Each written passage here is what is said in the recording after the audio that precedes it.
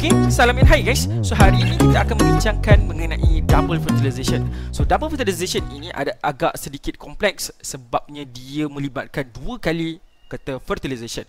So selalunya double fertilization ini berlaku dekat dalam kita punya tumbuhan berbunga. Okey, tumbuhan berbunga di mana dia akan melibatkan kita punya female gametophyte, iaitu kita ada embryo sac, dan akan melibatkan dengan two male gamete.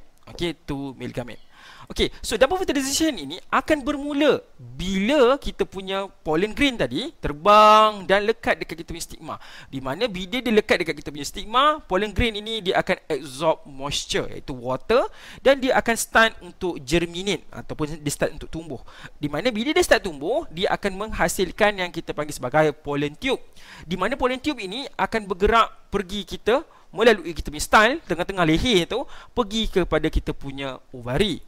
Di mana pada masa yang sama juga kita punya generative cell yang ada dalam kita punya pollen grain itu akan undergo mitosis untuk menghasilkan two male gamete. Okey, so pollen tube tadi dia akan terus follow chemical attractant yang dikeluarkan oleh synergid dekat dalam kita punya embryo sac. Di mana synergid ini akan mengarahkan kita punya pollen tube tu akan pergi ke hujung kita punya ovules, di mana dekat hujung tu kita akan ada microfile. So bila dia sampai ke microfile, apa yang berlaku adalah dia akan discharge kita tu punya two male gamete ke dalam embryo sac. Di mana male gamete ini dia akan fuse di dalam nukleus dalam embryo sac kita, di mana dia akan membentuk satu male gamete akan fertilize egg dan menjadi zygote to N. Manakala satu lagi male gamete akan bergabung dengan two polar nuclei, di mana dia akan membentuk endosperm 3N. Okey, so ini function ini sangat penting. Kenapa? Kita akan bincangkan selepas ini. Okey, so apa yang berlaku adalah endosperm 3N itu dia akan membentuk satu yang kita panggil sebagai nutrient tissue rich in lipid, carbohydrate and protein, di mana function dia adalah untuk nourish the growing embryo.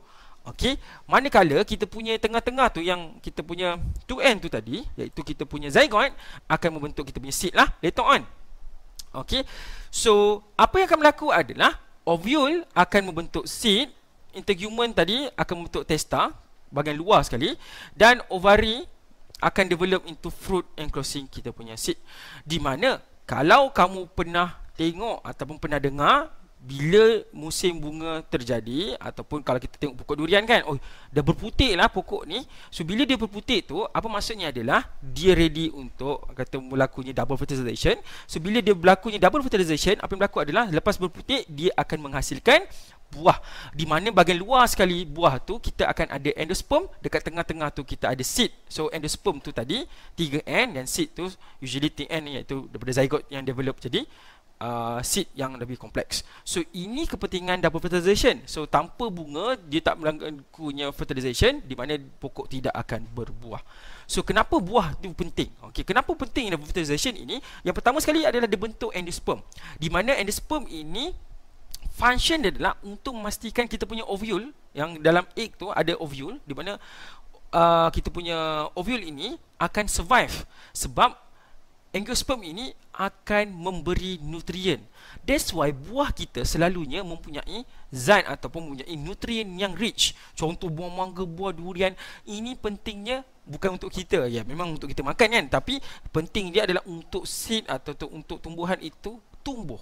Okey, so kita ambil satu contoh, kita ambil pokok buah durian. Okey, tumbuh, buah tu dia tak pergi jauh, dia jatuh pergi dekat dalam dekat tepi-tepi pokok mak dia lah, atau pokok yang menghasilkan buah durian tu.